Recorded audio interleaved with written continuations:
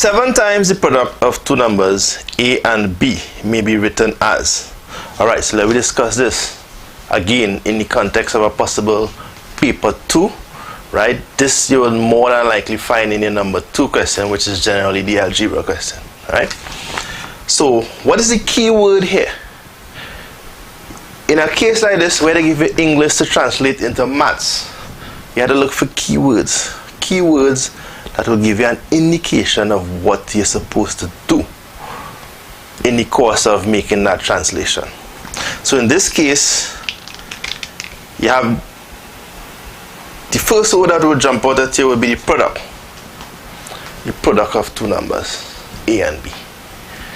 Right, if you have the product of two numbers a and b, then what that means, we know that product means multiplication. So if we say the product of a and b, then it means that we're multiplying a by b. Another key word in this case, a key phrase, would be the phrase 7 times. So 7 times, we could partition that into 2. Times, the word times is a reference to multiplication, as in your 2 times table and your 1 time table and your 3 time table, etc., etc. Right? So the word times is a very broad hint at multiplication, and then the word 7 tells you how much you're multiplying by. So when we say 7 times, it means that you're multiplying whatever by 7. Right? So that in this case, if we say 7 times the product of two numbers a and b, right? 7 times what?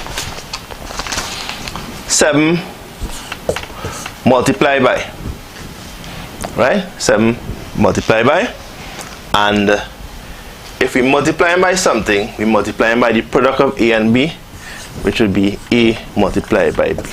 Notice I separate everything by using the brackets. So the brackets denote that this a by b is a separate entity on its own, and we're multiplying that entity by 7. So 7 by the product of a and b, which in the more elegant form would just be 7ab, right? So 7 by a by b, which in this case would be answer A in a multiple choice scenario.